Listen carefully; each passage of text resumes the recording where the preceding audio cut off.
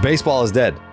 Rest in peace. It's good to see you, Dallas. Good to see you again. Hey. Where you been, bud? Yeah, what you been up to? Been on the road. Yeah. Yep. Uh-huh. In that first class living, they get that vanilla ice cream in first class. Yeah. Had some scrambled eggs and a cinnamon roll in first class yesterday. Shit was baller. I'd pass on the fruit cup if I were you. The cantaloupe is never ripe. It's never ripe, but good for you. What you been up to, man? You been watching ball? Yeah, I've been watching a little ball. Went to the MLB Draft Combine in Phoenix, Arizona, with our guy Mikey Eamond. What an experience it is every single year. It's one of my favorite things that I do every single year with MLB Network. And I got to, you know what? I'm just going to jump right to it. I got a name for you, Dallas. Oh, talk to me. What do you got? Brandon Compton, ASU. Okay. Uh-huh. I looked him up after. He's kind of like out of all the draft prospects, he's like around 50, a little bit. He's between like 40 and 50. Okay. And a lot of the guys that I interview, like these are like blue chip top 10, like I interviewed Jay Willie that year. You guys took him. This year, Seth Hernandez probably going to go 2 after Ethan Holiday. Yeah, Ethan Holiday is kind of like a slam dunk 1, but then like you're looking at Seth Hernandez as a 2, 3, 4 guy. A lot of boards have him at 2. Billy Carlson, top 10 guy.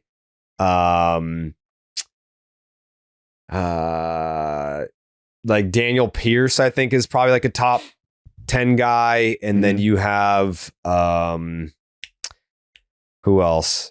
Oh, Gavin Feen is like somewhere in like 15-ish. So like these are all like your blue chippers.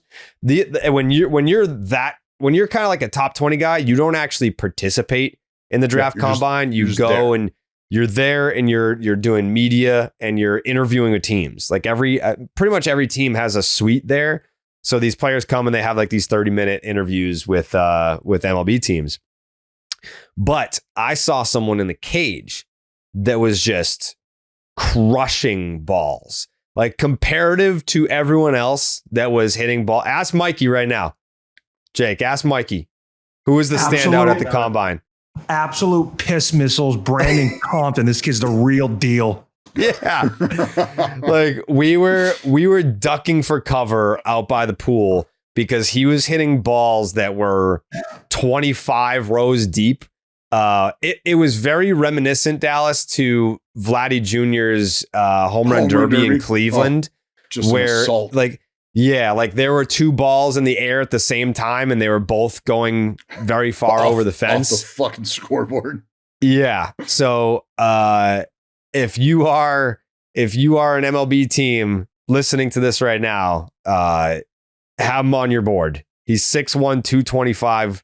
Plays for ASU, and he's a thick boy with like he kind of reminds me a little bit of like Travis Hafner. Oh God, I just told the fucking Travis Hafner story yesterday on air. What do we got?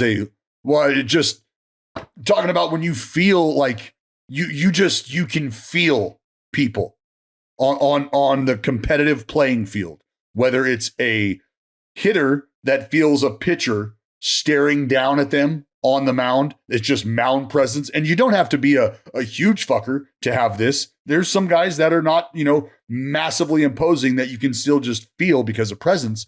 But Travis Hafner was every bit of that physical feel. Like when he stepped into the box for the first time, I said, I felt like I could smell his fucking breath. Like I could feel this dude filling up the entire batter's box, like back foot on the back line, front foot, like maybe 6 inches from the front line. His fucking front quad was taking up the entire width of the batting box. Like I could see, like his elbow was in the fucking right-handed hitter's batting box. Like there's just no plate to be found. Like he's just fucking huge. Yeah. I met him at the airport in Cleveland. That year that the Red Sox played the then Indians in the 2016 ALDS, and I was going through security, and there was just this man who was much bigger than the rest of us, And I'm looking at him, and like it's always hard, like I guess, to pick up guys in street clothes without like the hat. Cause like some guys, they look different without even just like a hat on. So I had to go up and ask him. I was like, are you Travis Hafner? And he's like, yeah. We just like started talking. I was like, we got to get you on the pod sometime. Like, so he is a mammoth of a man. Like he stands out amongst us mortal men. Yeah, he just wears normal street clothes, and you can tell, like walking around, like you could tell, like, oh, you're walking to the cage. Like if I see you in the airport and you're walking from one terminal to the next or whatever, I would look at you and think, oh yeah, you're just walking from the dugout to the cage, like down the tunnel, like just the way you physically move, like there's intent behind where you're fucking headed right now. And that dude is, he is a large American. Yeah, they got him at 6'3", 240. Hafner. Yeah, my ass. That was fucking. They may have slapped on a few LBs. That's a big fucking. His face is big. Just everything. He's big. He's a big boy. He's a big boy. But you said something about. Brandon Compton just absolutely torching baseballs and you ducking for cover. I feel like you maybe could have done a little bit of a better job of ducking for cover. So I want to address this. And maybe you can, I guess, sync with me on this. So wouldn't you agree? Before the combine started, they said, hey, they gave me their phone. They were like, do a video saying I'm out here, tune in, blah, blah, blah. And I walked in to like the green room. It's all the same people. Everyone there, I cannot say enough positive things about. Like everyone is just like super into it. It's like, it's the top of the top. Like if you are in baseball media, like this group of people, it's like these are the professionals for this shit. I walk in and I'm like, I think I'm getting smoked this year. They're like, well, you can't like put it out into the universe. Like you can't. That will happen if you like manifest it. I was like, nah, I just there's something about this. I don't know. I'm just feeling it. Like the first 2 years, I didn't say this. I didn't feel it, but I was like, this year kind of feels like the year. First interview. This I can't remember his name. I'll look it up. I don't want to disrespect. I know he's from Puerto Rico. He played for, I believe, like Team USA and Team Puerto Rico. Well, I'm glad to see that he clearly left an impression. Gustavo Melendez. Oh, it was right on the tip of your tongue.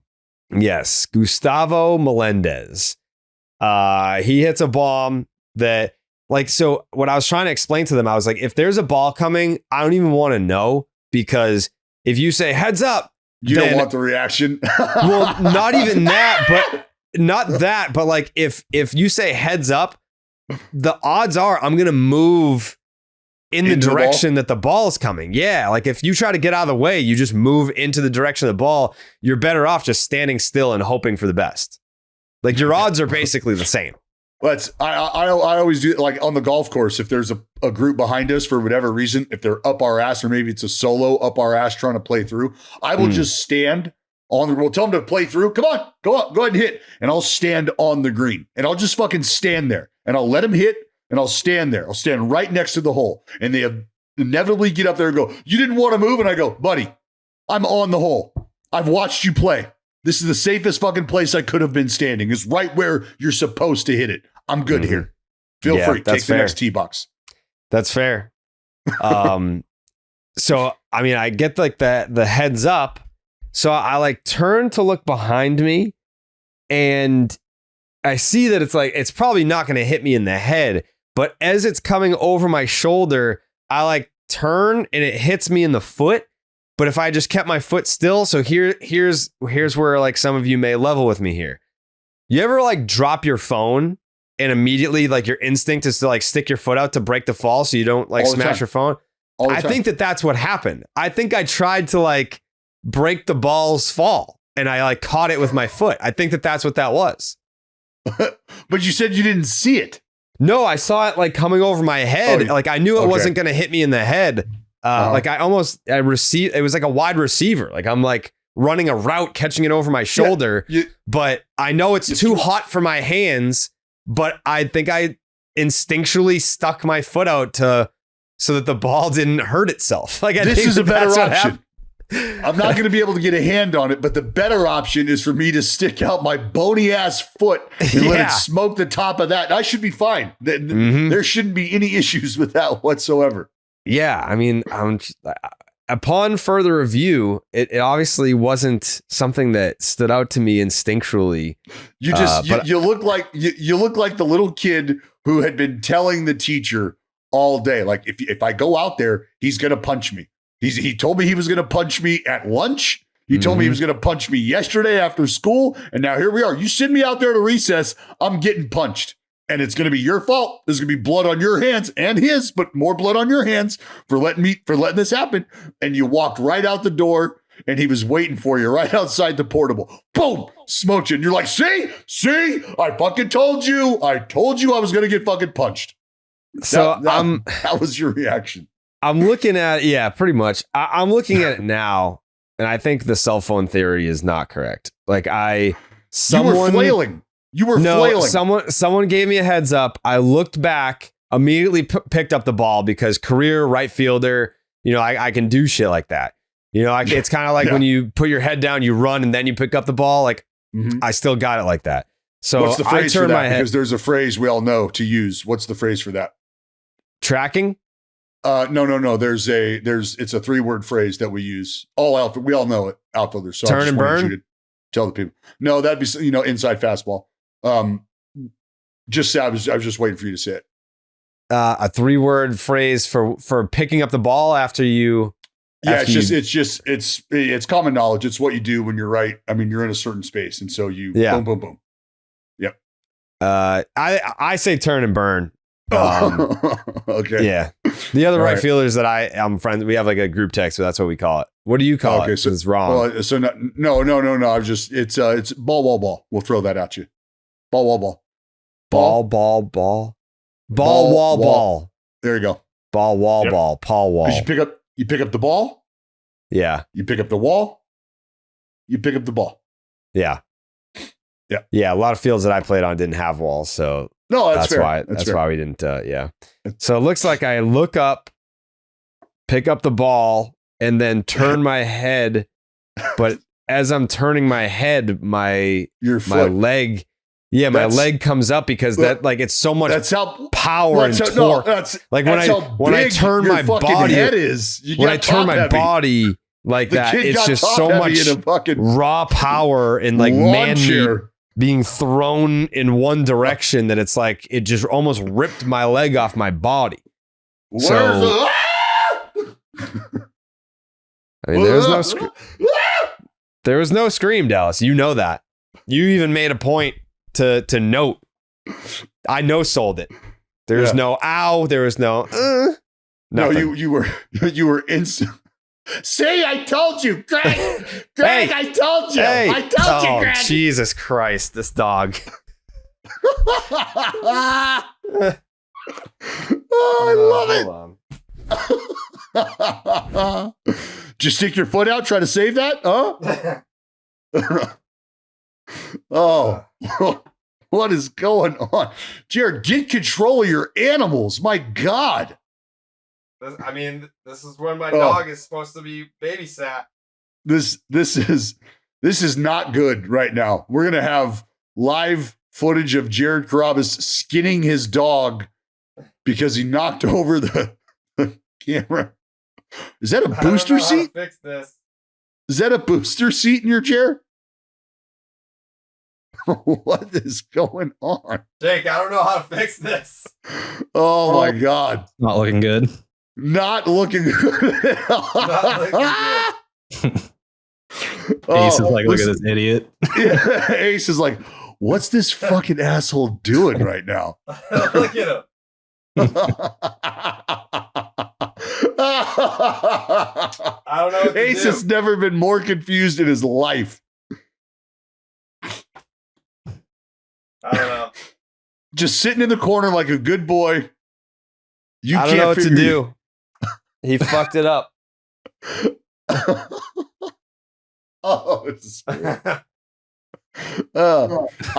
only thing left for you to do is to just sit down in the camera's view and finish the job. I guess. brother. What the fuck? I'm getting fucking seasick. All right. I don't know. I don't know what else to do. He fucking broke the tripod. You can just sit there. There's nothing else I can do. Oh, this is great. I'm ready to go. This is the best it's gonna get. He's about to. You're about to have a fucking fried doodle in your fucking. Yeah. Yeah. He's about to sink his teeth into a power strip and. Imagine he just takes his shit right here on camera. Oh God! Please, please. He might. That dog is a menace. Yeah. Now he's trying to get in my lap. This is why I bring him to Jenna's every day. Oh man. He's like, I'm sorry.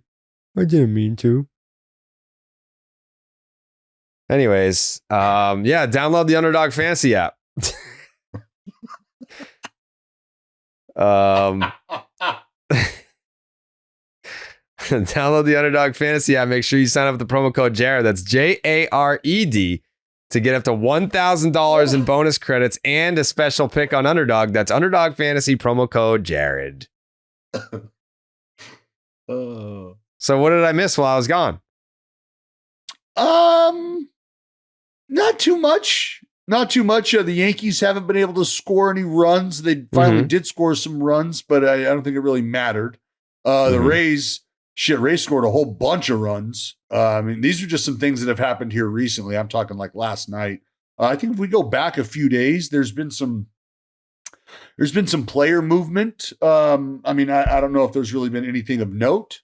Yeah. I mean, outside of one franchise, I think alienating the majority of their clubhouse and their fan base. But outside of that, I don't think that it was a clubhouse issue. It doesn't seem that way. Well, you know what, Jared? That's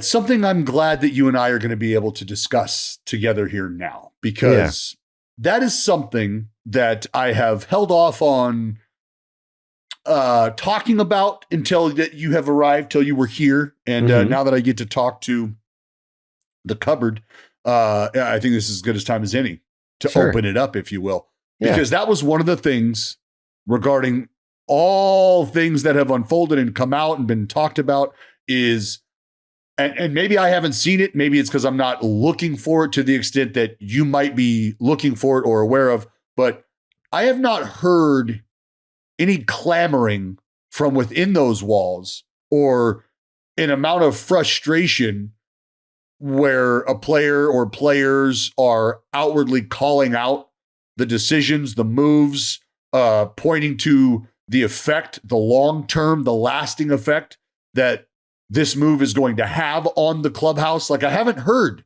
anything about that. And when you don't hear things about that, well, I think you almost start to get answers without having to ask the questions. Does that make sense? Yeah, no, it does. I think if folks were outraged, we'd hear about it by now. But that's not to say that they're not, because I know of at least one player who was upset that the trade happened. It's not to say that there's not going to be a mixed bag of emotions, and that is more than fair to say. But it's also fair from a player perspective. If you're a young player who's been there and has sort of seen how things have unfolded, and you have an idea of what that can grow into, you're probably not in a position to say, damn, why's he got to go? Or we couldn't figure this out. Damn, we could.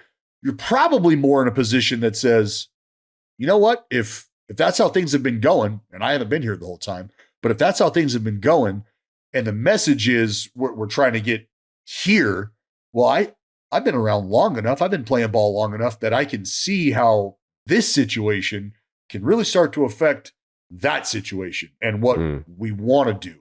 So if this is a move they've made, well, I got to believe that they've done their homework on this, and I've got to believe that they have an understanding of where they're going and that this move is essentially going to help get us there, get them there as an executive branch.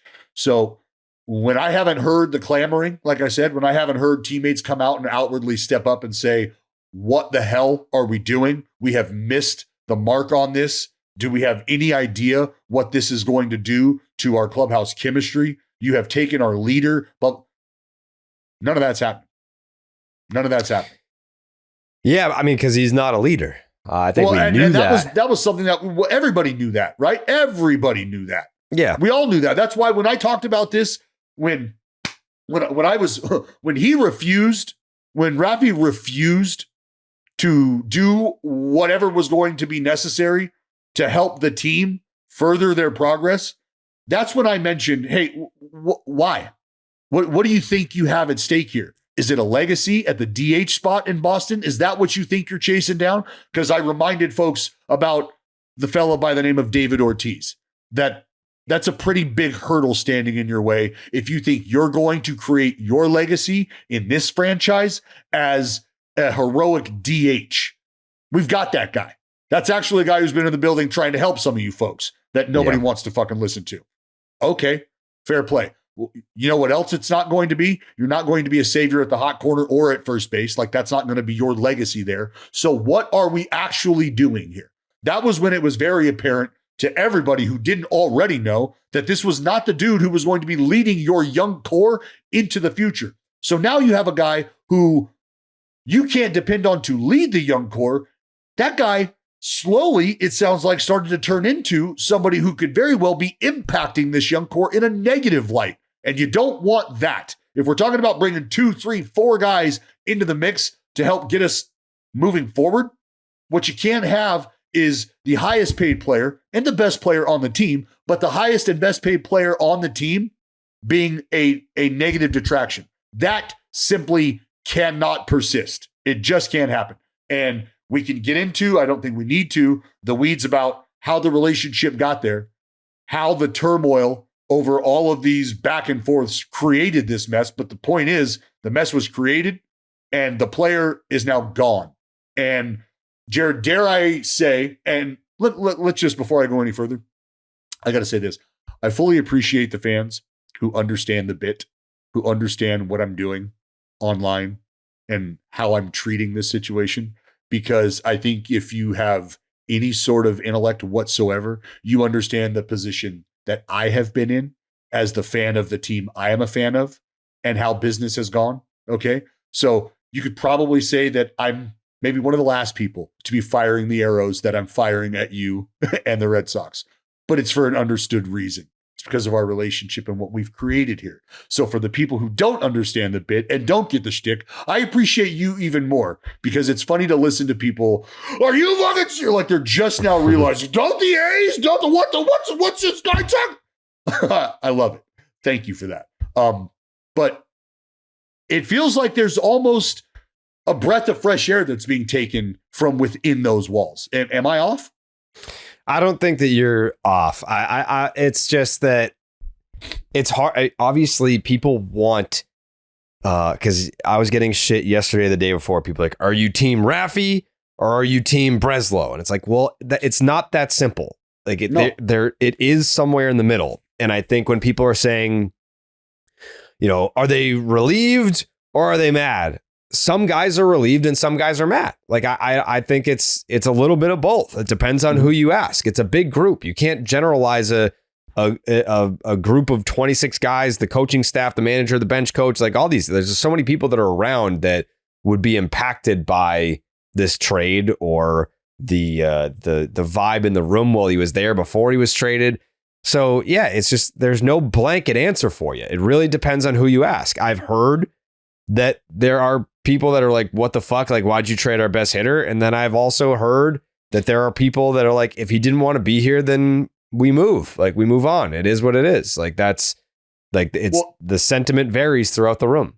Those are your only two options. It's a sport. It's a business. It's both of those things at the same time. And at times you want it to be neither of those things because you want to make the right business decision and you don't want to let sport get in the way of that. But you also just like the idea of playing the game. And you know what? We'll take our chances. Maybe we'll make an unpopular move, but it's because we're thinking about things from the baseball perspective. So there's just, I think, a growing frustration that was occurring. And any resolution was going to be a welcomed one just so that this story could stop, just so that we could shut this down and get going, right? Whatever we're going to do, we need to just be doing that. Let's let the conversations start to be had about that. So as far as team, whichever individual, whichever side, there does need to be a mutual understanding. I think compartmentalization is key in this point, or key in this moment for that reason, because it's a front office who is, as I mentioned the other day, brought in for certain reasons. They're looking to execute certain things to establish a certain baseline for themselves. And if there's a player in the room who is not willing to do certain things that are being asked of this player, and it's not like you're asking the 26th man on the roster to do something that they're uncomfortable with, because that player would tell you whatever I need to do to stick around. On the other side of that, what do I always talk about with the two types of players who get breaded up? One shuts it down. The other one says, let's fucking roll. And so with that amount of money committed, all you wanted to hear was let's roll. And when you didn't, I think it took some folks by surprise. And it also became very apparent very quickly to decision makers that this either needs to be figured out, but I think right away it sounds like we're going to have a tough time doing this. We need to figure out the contingency plan. And unfortunately for Red Sox fans, that led to Rafi Devers leaving Boston. And there, I just don't think there's any other way to look at that. We can talk about how he was emotionally, how he felt slighted, and blah, blah, blah, blah, blah. You can also think about it from the business perspective of the executive branch and say, we're paying this guy $300 million. If we need a first baseman for 6 weeks, he should be more than willing to do that. If he's not, then maybe that's hand up on us because we didn't identify that part of his personality. But that's where Craig Breslow is saying, I'm not the one who did that. I didn't do that. Right. Why are my feet getting held to the fire? I've been brought in here to tighten things up. And we got a guy who doesn't want to fucking play baseball for us. What would you have me do? You want me to leave him here and affect your Marcelo Meyer? Affect your Roman Anthony? Right? Affect all these guys? You want me to do that? Because you would have me on a fucking skewer at the end of this if he, being Rafi, and his attitude were what was standing in the way of the progression of us as a group. You would have me crucified. So maybe I just put myself up there right now and make this very unpopular move, and then we'll see how it plays out. Because what I found striking about all the comments that have been made was the fact that Craig Breslow said, you know what? I think that when we look up at the end of this, we very well may have won more games without him here. That was striking. There were a lot of like little tidbits like that, like how he was trying to initially trade for the Giants' first base prospect, their top prospect, Bryce Eldridge, who again I had at the Combine, but trying to be like move on from Casas is something to note. Yeah, I don't know where it goes from here, but that can't be the only move. And like I said, you're not a better team today than you were before the trade, just talent wise. Like you can say that the vibe is better, but like vibes don't always equal championships. So they are going to have to make another move. And what that move is, I don't know. We'll obviously be paying attention, but the fact that do you think that they got the best package that they could have for Rafael Devers, Dallas? No.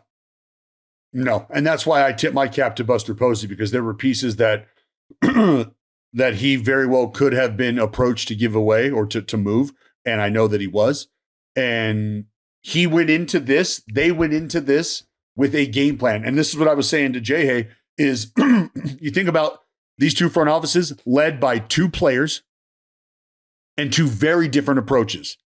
One guy made a very, I would say like business-led type of decision in moving Rafi, but it's a business-led decision that was informed. It wasn't just a willy-nilly, let's just make this move and get this out of here. This contract that I think is not going to look well at the end of, I don't want to have that attached to my tenure here. That's not what was done. But on the flip side, you have Buster Posey, who it feels like made a baseball decision, right? Now there's economics that are also involved, but he said, you know what? I see a player out there right now that can help us be a better team.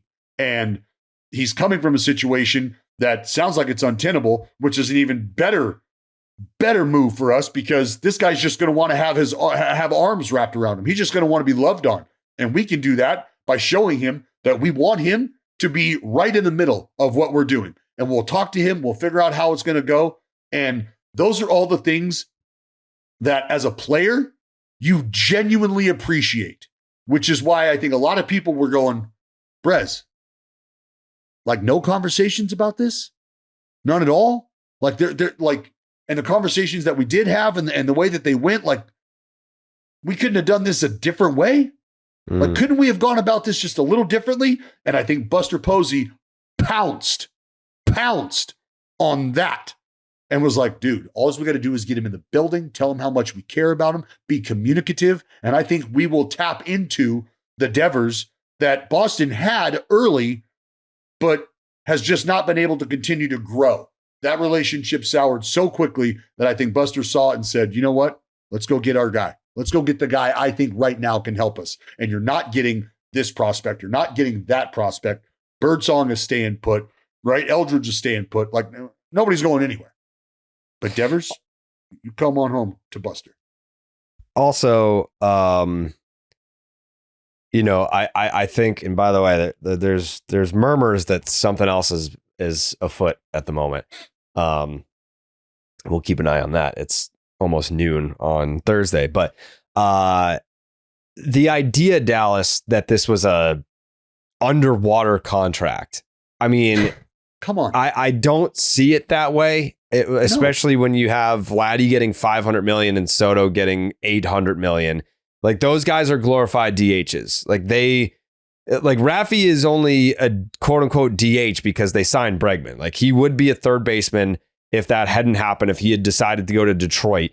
Like Raffy's still a third baseman. So it's like you are a below average defender who is predominantly paid for his offense. So are you taking Raffy at 300, Vladdy at 500, or Soto at 800? Yeah. If those are the options based on positional viability, I mean, it's really going to be about the offense between he and Vlad at that point, because whether or not, like, what do you think Vlad's is better? Never been better than Raffy offensively. And so what do you think is better defensively? Is the offense for Raffy so much better, or do you like it so much more that you're willing to take what you're going to get or not get defensively over what you're going to get offensively from Vlad and not get defensively from Vlad? Yeah. Yes, you are. You are. So I think that was right. I mean, does that make sense what I'm saying? Yeah. I mean, like, I think the question is, would you rather pay Vladdy to basically stand over at first base, or would you rather accommodate Devers to be a below average third baseman? Mm-hmm. But you're saving $200 million in the process. Correct. And it's not like, put it like this. Are they running Vlad over at third in a pinch? Well, I don't know. I can't tell you no definitively, but I think we have an understanding of how that would probably go, how short-lived that may be. And for Devers, this is a guy who you are entertaining and tried to entertain in a variety of positions defensively. Obviously out of need, but if he wasn't even mildly capable, do you even entertain it? No. So there's still defensive viability there where there might not be in the other places, because I don't know where else you're sticking Juan Soto if it's not trying to hide him in the outfield and eventually ending up at DH. Right? There's not another place you can go. I mean, maybe he starts taking ground balls at first base, all of Bryce Harper. Who knows? I could see that. I mean, that's the natural progression. It feels like that's the natural cycle. Come out of the outfield, stop over at first base for a while, and then just eventually settle into the DH role. Yeah. Again, people are saying, why are you ducking BID and why'd you do Section 10? BID is recorded at 11 a.m. Eastern and Section 10 is at night. I flew all fucking day and I got in and literally ate a cheeseburger, showered really quick, and then we did the podcast. I felt bad. Like I genuinely felt bad that like this was a the Red Sox were at the epicenter of the baseball news cycle, and I wasn't able to do BID. No, but anyways, you duck it. It's fine. Yeah, I did duck it. You're right. You're right. I mean, I have no problem going to work early, staying to work late, showing up, and being on time for the podcast, regardless of my travel schedule. But I understand. We didn't take it personal. We were able to work through it. I should have. I feel like we got more done. I feel like it was able to. I feel like the attention was able to be paid properly.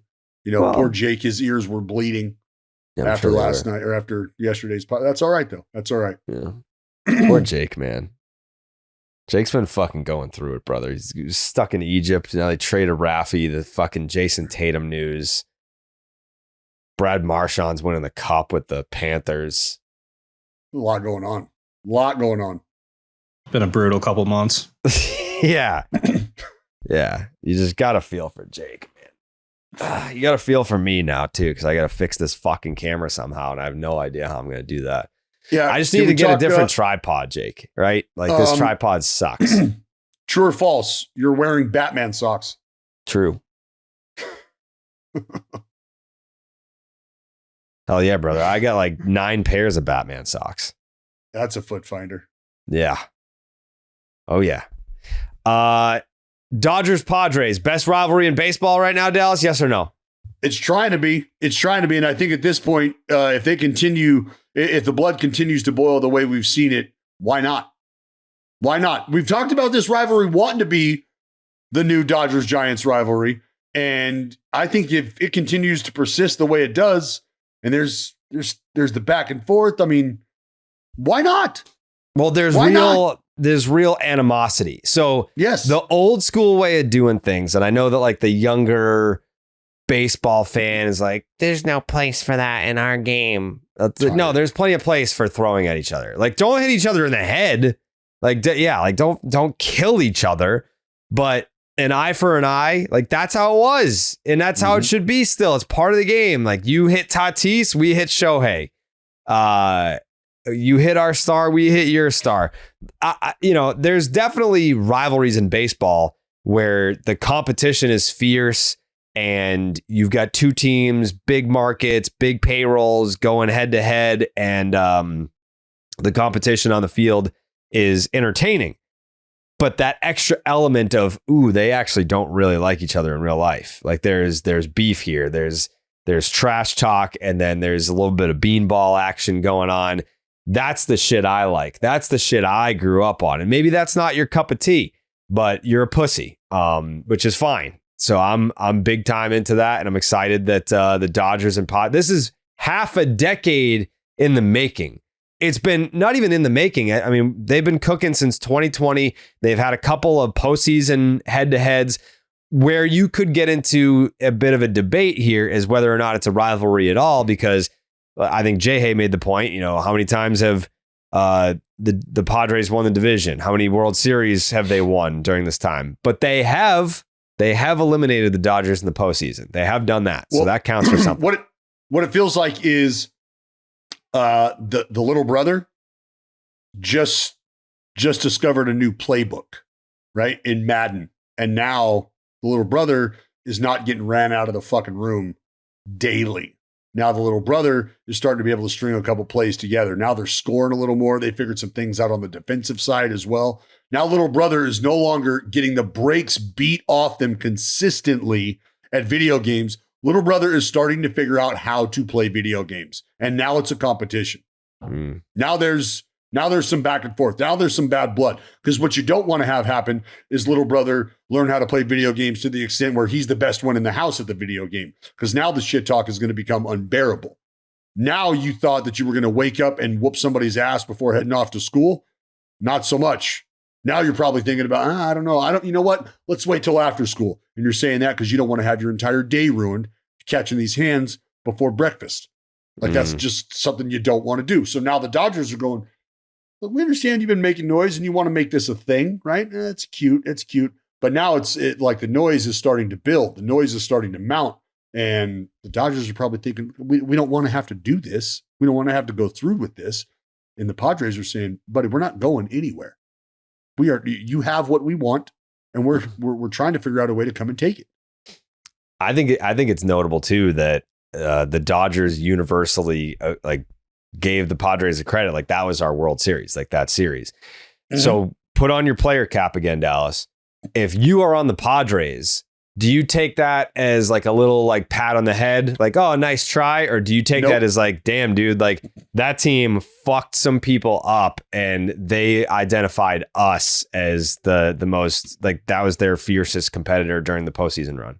See, when you're in the room, you're not looking at it like oh, wow, that was very complimentary, because you knew this about yourself. You knew this about your group. And you tell each other that, and you tell yourself that all throughout the season, right? We're not surprised. We're not shocked. And a lot of that at times is lip service. Like, we expected this. You know, this group knew what we were capable of. We knew if we came together, we'd be able to execute and blah, whatever fluff you want to fucking serve up.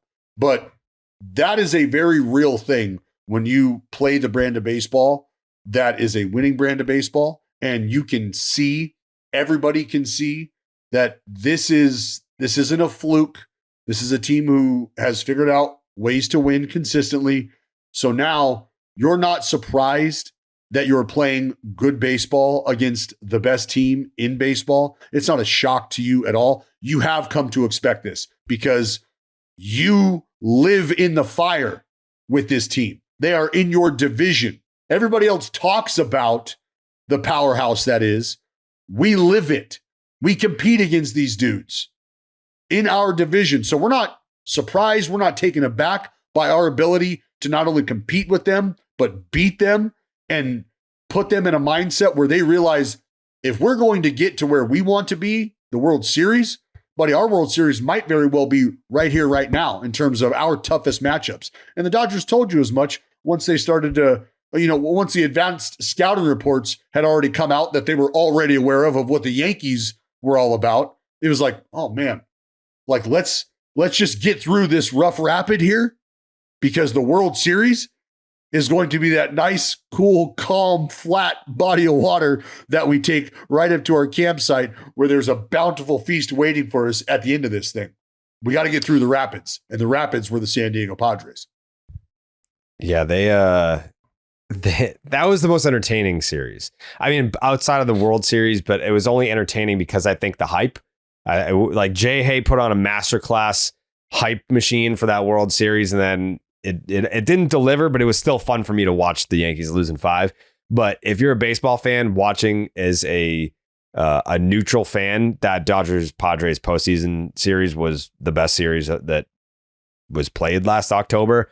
I hope we get to see it again. And now it's it's 1-1, right? Since 2020, it's basically 1-1 in postseason series. Like that would be cool. Yeah, that would be great.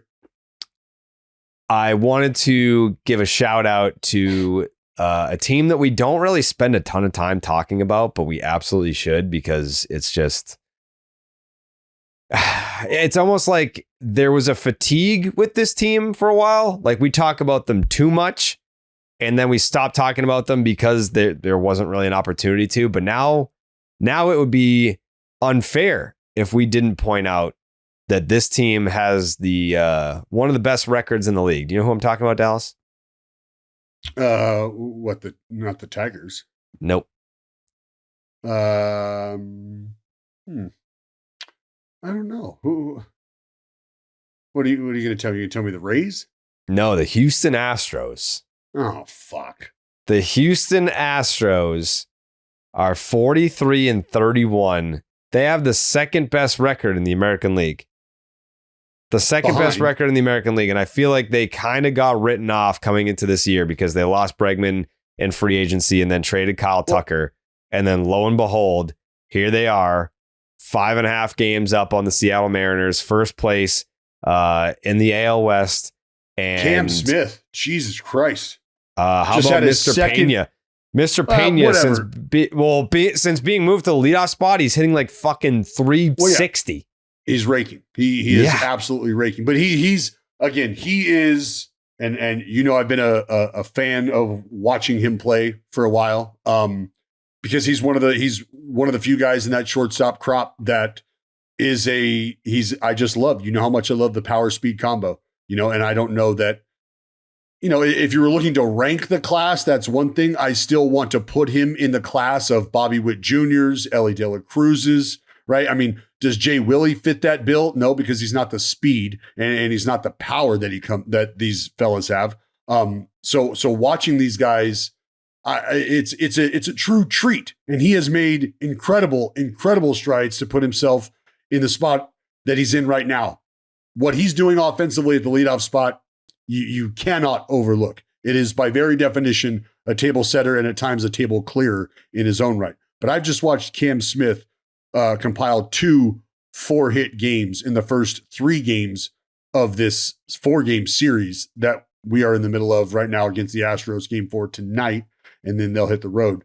So I think what happened, to your point, is you see who leaves. No Bregman, no Kyle Tucker. And I think regardless of how you were going to fill those voids, you weren't going to fill those shoes. And I think that's where a lot of people were wondering, with the division shaping up the way it has, the Texas Rangers may be getting healthy and they've got some arms that they're going to be able to rely on. We can't just readily hand this division to the Houston Astros. But I always go back to what Joe Espada was saying last year and this year too early, which is have trust, have faith. I know the veteran presence that I have in that room. They know the veteran presence they have in that room. Even if you take out a Tucker and a Bregman, they've still got a pretty good idea of how to go about their business. Jose Altuve is right in the middle of that.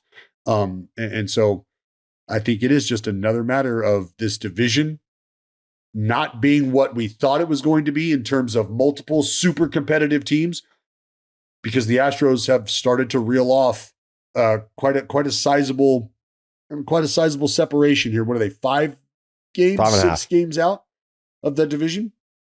5.5.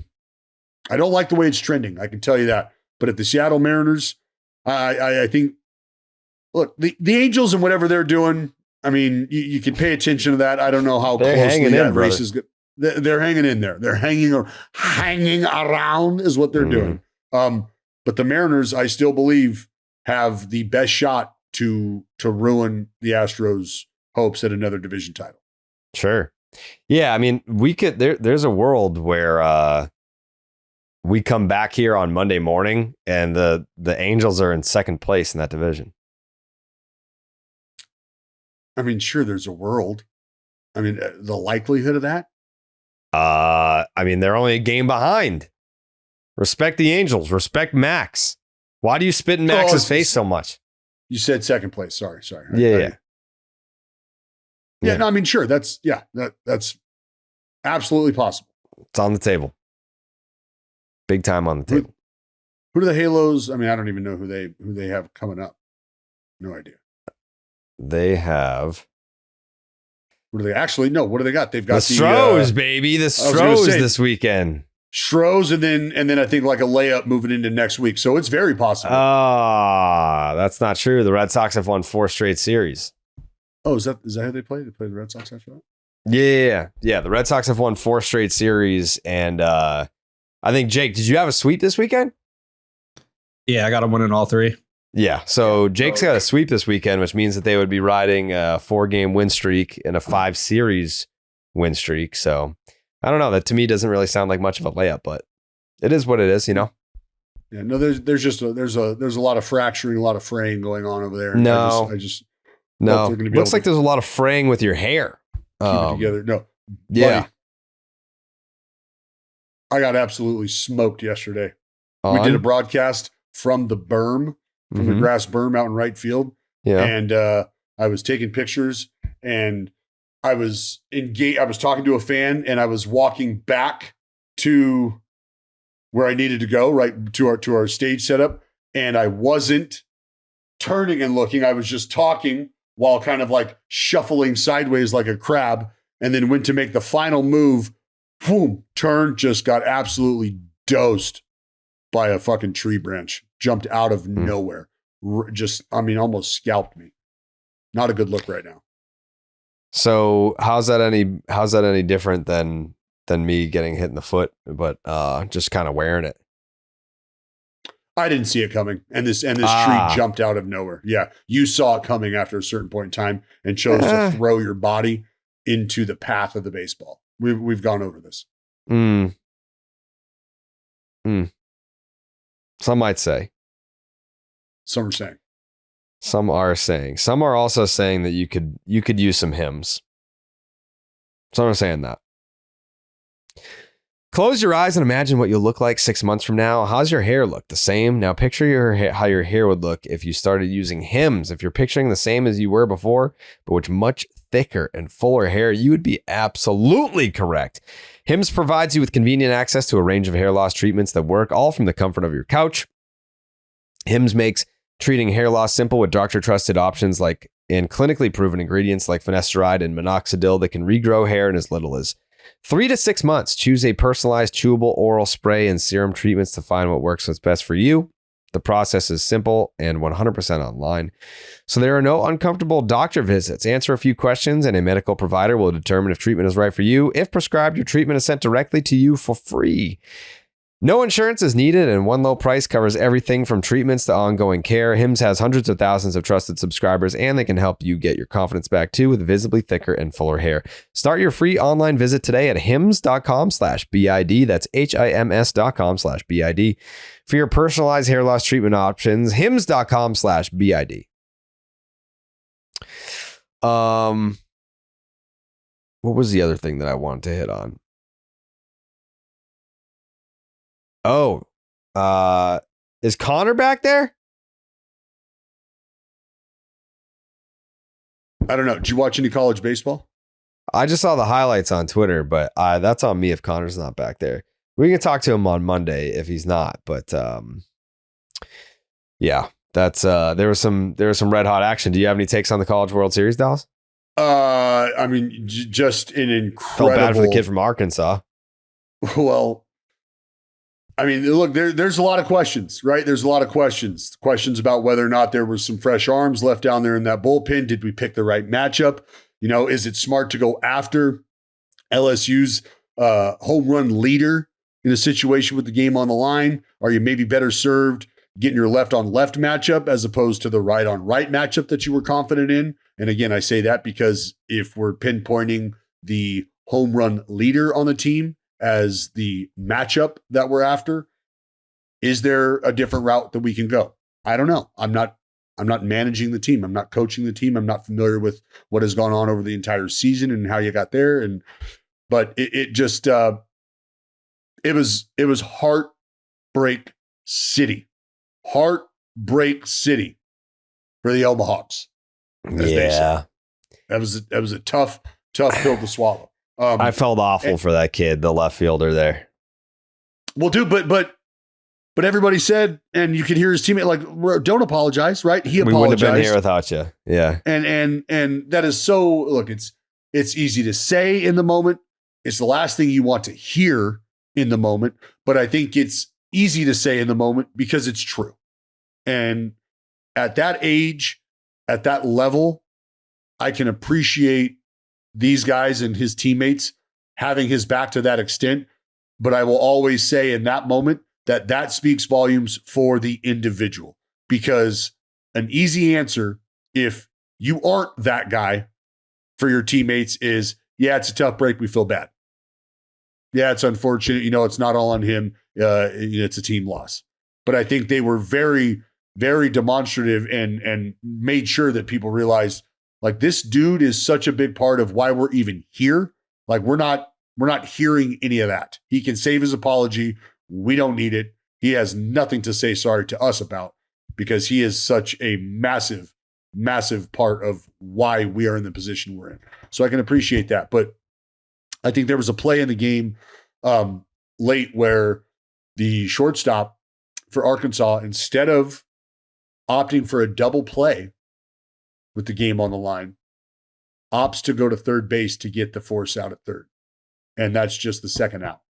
And I think after that is the RBI double and 2-run score. And you're in a spot where, did we just go from maybe being able to win this ball game to now we're tied again? Yeah. like what? That's tough. And again, it could be about defensive positioning and just whether or not we're going to be able to finish that double play off. And is the better approach for me in this moment just trying to get that lead runner over there so it's only, one runner and scoring. There's just so many different ways you can go, because if you don't finish off the double play, now you've got what? You've got runners on first and third. So in his mind, he's thinking, let me take care of the runner at third. So now we've just got a guy on second, because a hit doesn't necessarily guarantee that runner scores. But if he's on third, it's a guarantee he scores. It was college baseball, man. It was college baseball. That's what Connor and I were talking about at the very beginning of the College World Series, of the Super Regionals, was just stay put.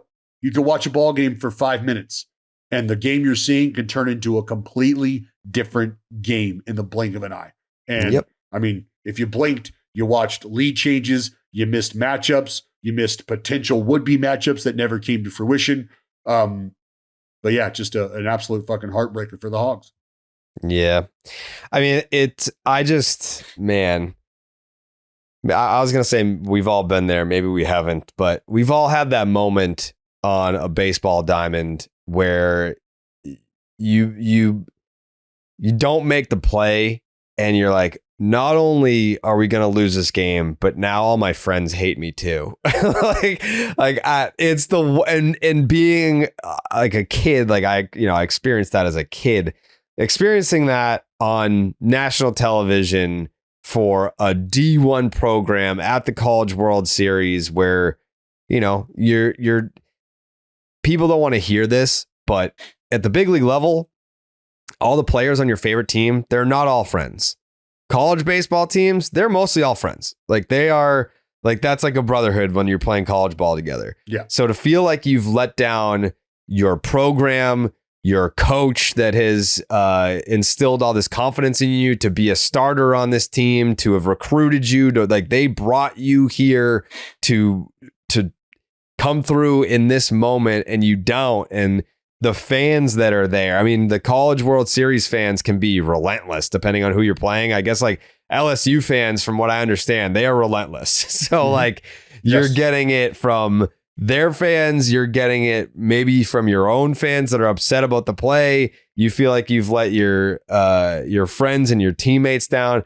I couldn't, if I had to power rank people on earth that I don't want to be, it would have been him in that moment. That, there's no worse feeling. And I just felt awful for the kid.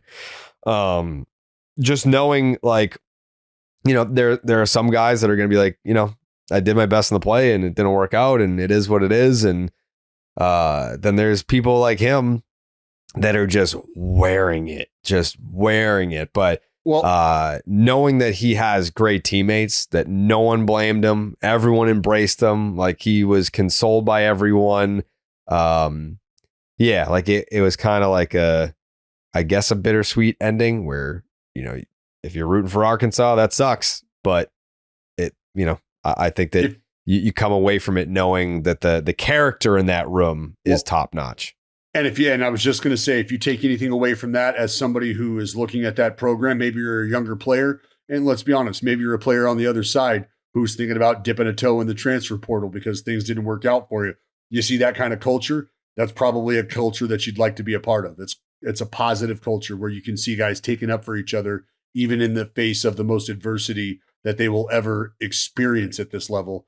They quickly closed ranks. They quickly came together. They had their boys back.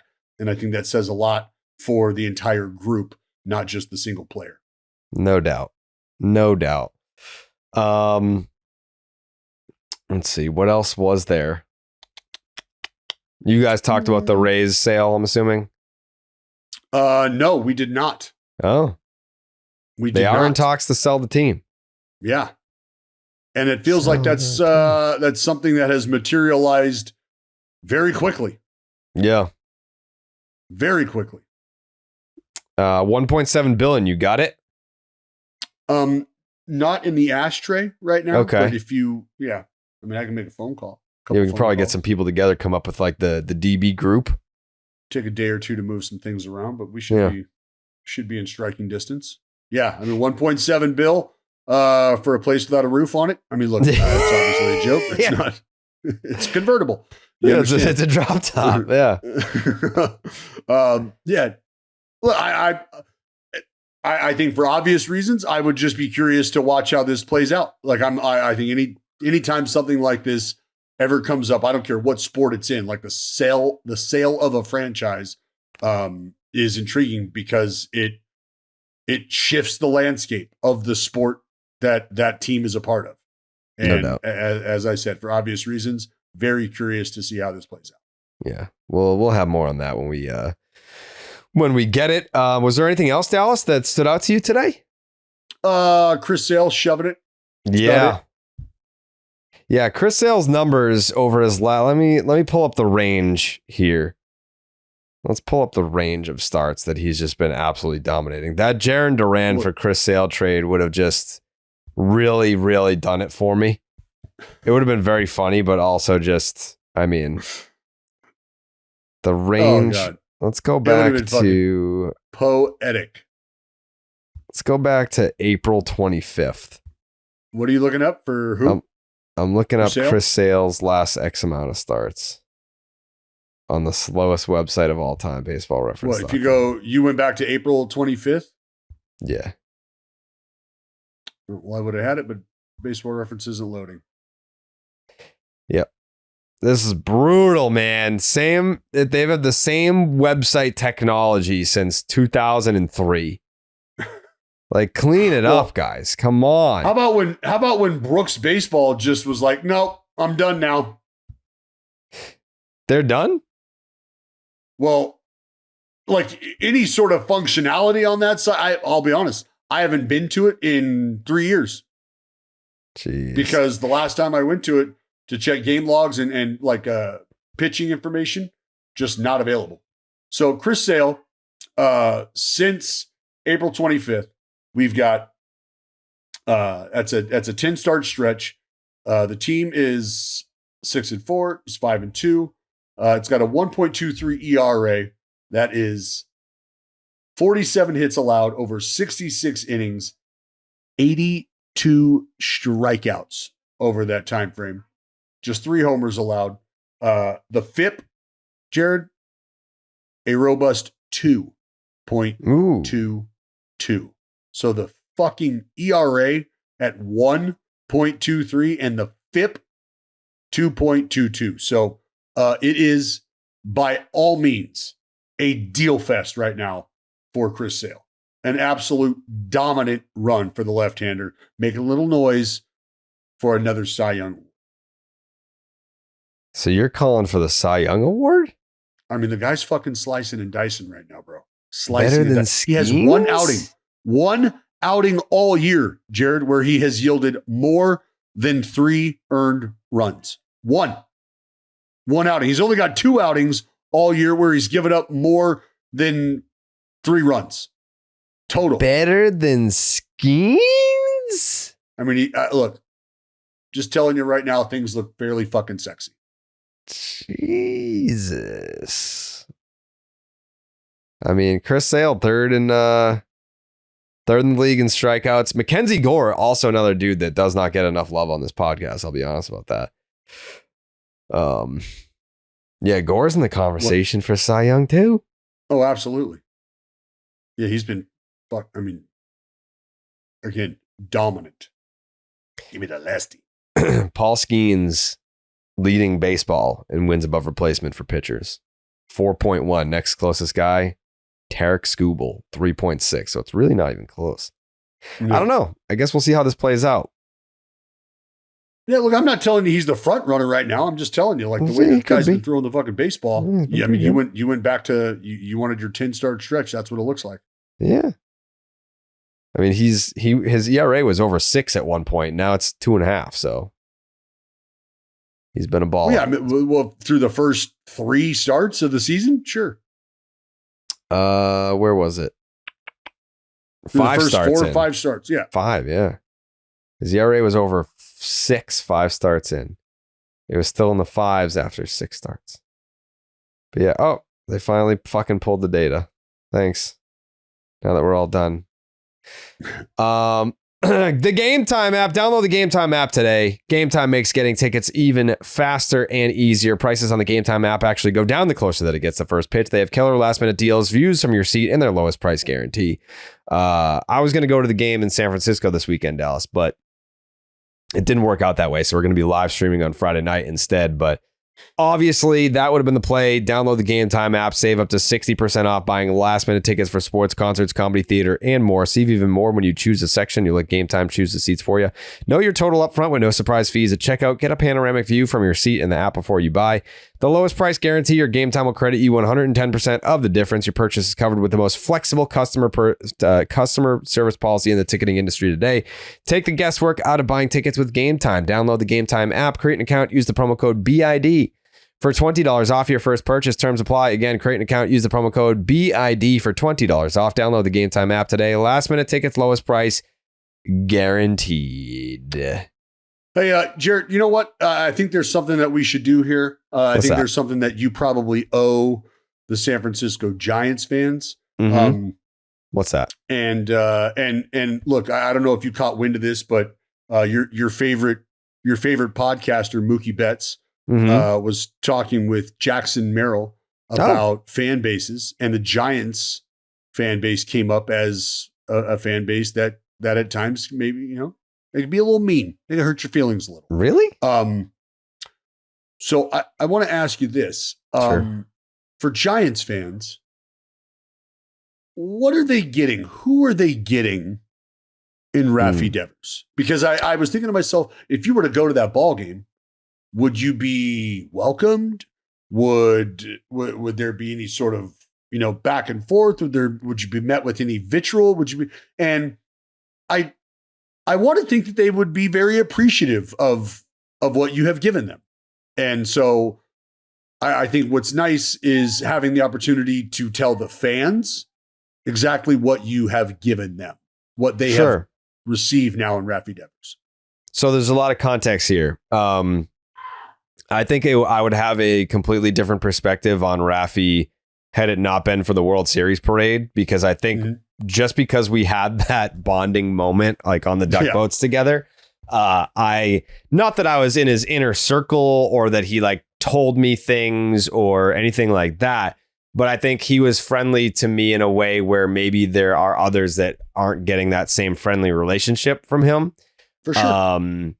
Like he always came over and said a hi, like always got the fist bump but like he's not going to do that with a ton of people. He is someone that he's in a good mood most of the time. He just wants to hit. He just wants to hit homers and play baseball. That's just what he wants to do. I think he cares very much about his craft. Like you're not going to get this overly emotional, fierce competitor, but you are getting someone who is focused on being one of the best hitters in baseball.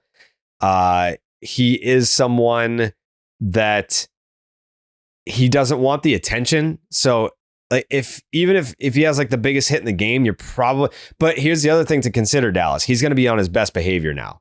So the Rafi that they're getting, it's going to look a little bit different from the Rafi that we know here in Boston, because he had his own way here and there was no one really telling him no until they ultimately traded him. But I think you will see a jollier version of Rafi in San Francisco. I was about to say, like, he doesn't do like the walk-off interviews.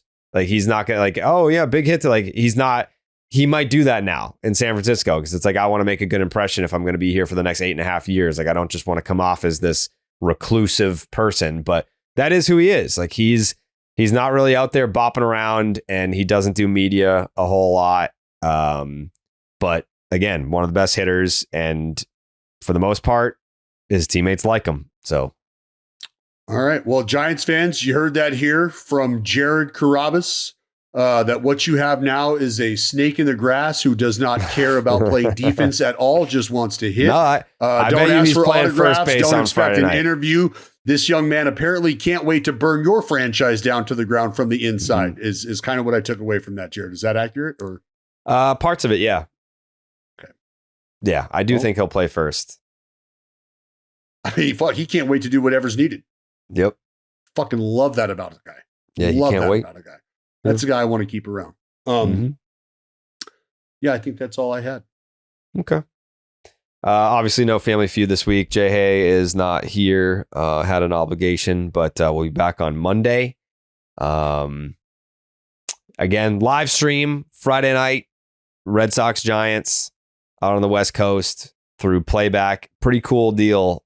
Playback will be giving away 50 free 1-month subscriptions to MLB TV to folks in the chat. What? 50? Yep. 50. Good Lord. Yep. 50 That's a lot of free baseball, folks. 1-month subscriptions to MLB TV to folks in the chat of the live stream tomorrow night for Raffy versus Red Sox. I'm very excited for that. We got any Jake's takes? Yeah, I'm just worried about the Yankees, man. 6 straight losses after Narvaez shoved it up their ass last weekend. Hopefully they can steal one from the Angels today. Yeah, I'm going to be watching that game very intently. I'm going to be watching that game very closely. Aaron Judge, I want to say 2 for 23 with 14 strikeouts over the 6-game losing streak. Does that sound right? Yeah, that does. I mean, that's what Jay and I were talking about is what's going on? Who do you want to blame? Well, you can just blame Aaron Judge if you want. On the trade block, you think? I mean, I don't know how, if you care about your franchise, that's not something you're entertaining right now. Yeah. Like, I don't, it just doesn't, for me, how do we get better? Right. Mm-hmm. I'm seeing a lot of teams take this approach, which is wild to think about. But look, if one team in the division is going to trade away their best player in hopes of making them better, why not see if it works? Right. I'm with you. I think that they should at least explore the waters to see like what's out there, at least gauge a little interest. Could you imagine a Devers and Judge team up in San Francisco? Arson back to save the day. I mean, we were close to seeing it. Oh man. Right, John? I can't even believe it. Thank you, I can't John. even believe it. Yeah. That would have been crazy if that happened. Wild. Yep. All right. We will be back on Monday. Dallas, do you have any final thoughts? Yeah, I mentioned this. I appreciate the folks over at MLB who are running the graphics department. And clearly there was an intern from Boston that thought it was going to be cute to throw some AL Rookie of the Year list up. And they actually had two Red Sox on that list. One guy, Narvaez deserves to be on there, you son of a bitch. That's fine. That's fine. And like I said, it's cute that they would even put other players on that list. I can respect the idea. That's what lists are, right? Here's the clear-cut winner, and then here's some other guys that we're just going to lump in there. But Roman Anthony on the list, stop it. What are we doing? Stop it. Stop it. There's another guy in Oakland. Throw Nick Kurtz's name on that fucking list. Are you blind? Come on. Stop. And then to have the fucking audacity to talk about no East Coast bias, absolute trash. Not Roman Anthony, the list. Roman Anthony not performing well right now, which is why he shouldn't be on that list. Just trash, though. Stop it. I agree with you, Dallas. Yeah, he does not deserve to be on that list yet. Not his fault, though. Fine. They didn't call him up in enough time to be able to perform to be on that list. Well, think about how many of those homers could have happened in the big leagues. Right. Man. It's all right. All part of the plan. Mm-hmm. All right.